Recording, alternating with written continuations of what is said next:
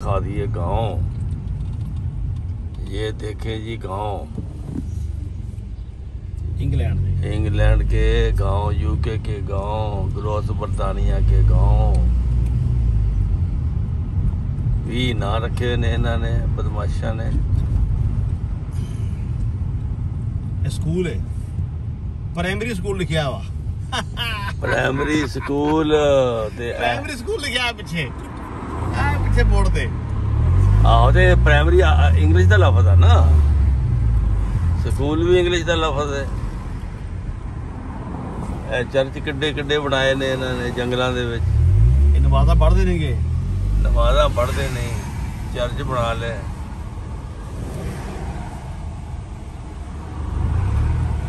बल्ले बल्ले बल्ले बल्ले बल्ले, बड़ा रश है भाई। अज असीं मानचेस्टर नूं जा रहे हैं। रस्ते में एक पिंड आया जिथे प्राइमरी स्कूल है, इंग्लिश ते इंग्लिश पढ़ाउंदे आ इत्थे विच, उर्दू नहीं पढ़ाउंदे।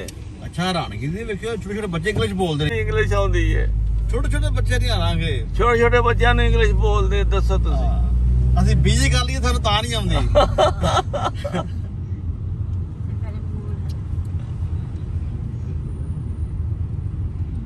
देखो जी ये कौम कितनी मेहनती है।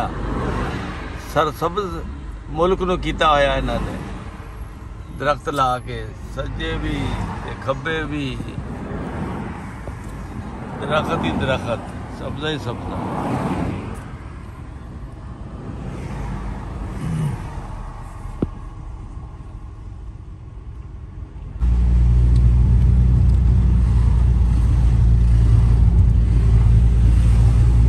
सटाओ फसे ने गरीब। हाँ, निकल चलो निकल चलो चलो निकल जान ते जंगल जे भाई, असि निकल गए, वो निकल ना निकल है ते जंगल जे ने।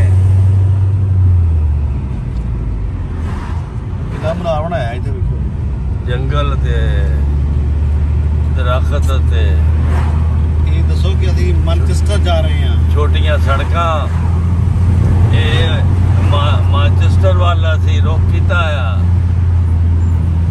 तुहानू दिखा दिए मानचेस्टर स्टेडियम में विखावांगे, वो तो उत्थे जाके विखावांगे। हुण आ ते वेख लो स्टेडियम सड़कां दा, छोटियां छोटियां सड़कां।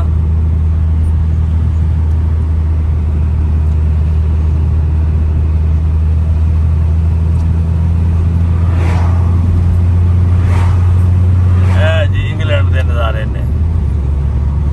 कभी आओ तो तुसी भी देखो, इत्थे फसो सटाओ विच साडे वांगू, तुहानू पता लगे किवें सफर करीदा। घर बह के एडवांस 10 मिनट चाहिदा है, घर बह के मुफ्त दियां फिल्मां देखी जाते हो। At the roundabout, take the first exit onto Wakefield Road, A642. Videos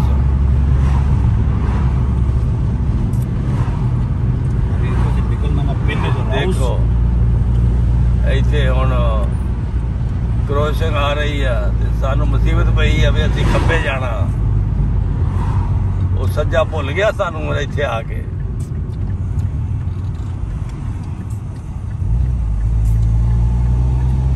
वेख किवें खब्बे नूं असीं मुड़ रहे हैं।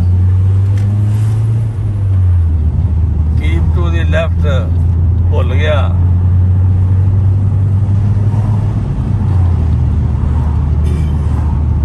और 6.5 मील रह गया, 6.5 मील रह गया से।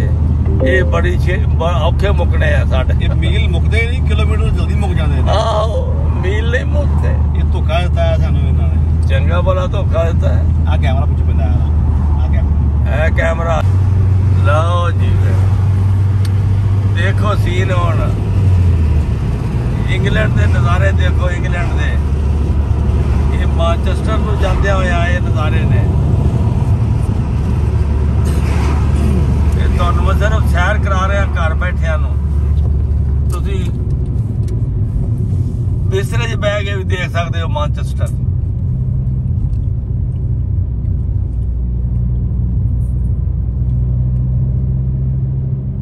फिर कैमरा, आ भी कैमरा कैमरा ध्यान ना।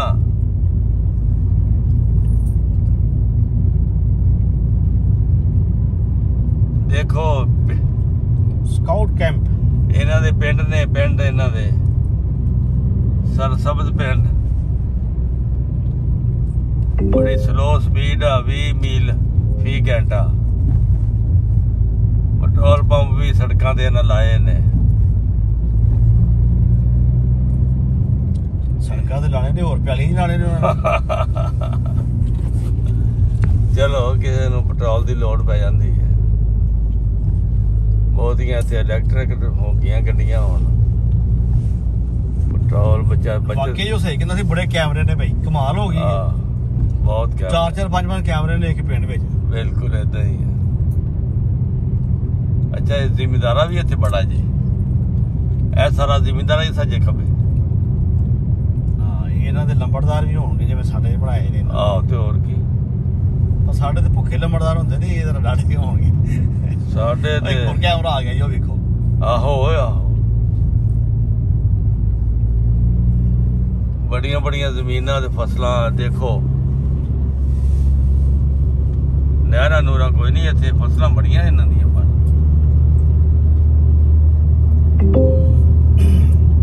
ਅੱਗੋਂ ਕੈਮਰਾ ਗਿਆ। ਆ ਫੇਰ ਕੈਮਰਾ ਮਰ ਗਏ ਬਈ। ਬੜੇ ਕੈਮਰੇ ਨਾਲ ਲਾਏ ਨੇ, ਫਿਕਸ ਕੀਤੇ ਨੇ।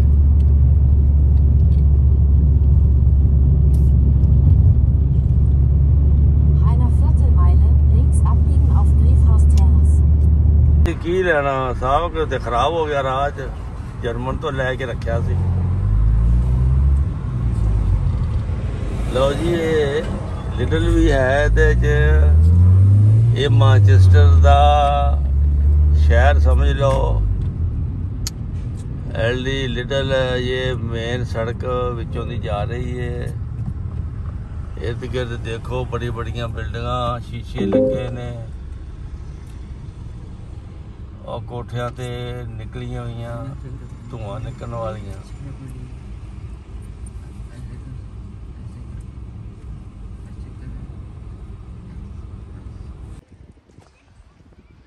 ये यहाँ मैनचेस्टर का एक पार्क है जिसमें लोग एंजॉय कर रहे हैं।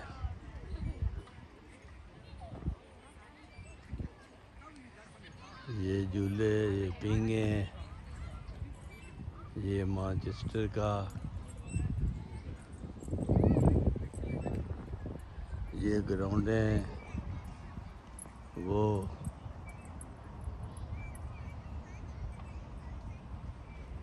फुटबॉल खेल रहे हैं, क्रिकेट खेल रहे हैं। कैसे खूबसूरत दरख्त है।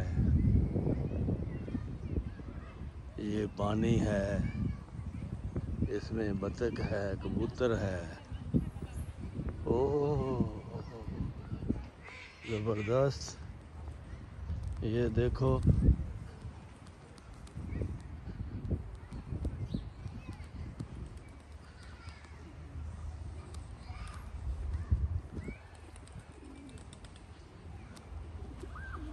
ये मैनचेस्टर के नज़ारे, कबूतर और बतखें, और ये अंदर बाहर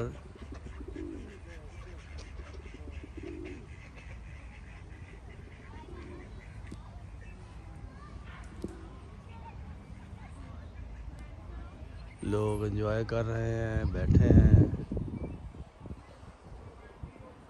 ये मैनचेस्टर है।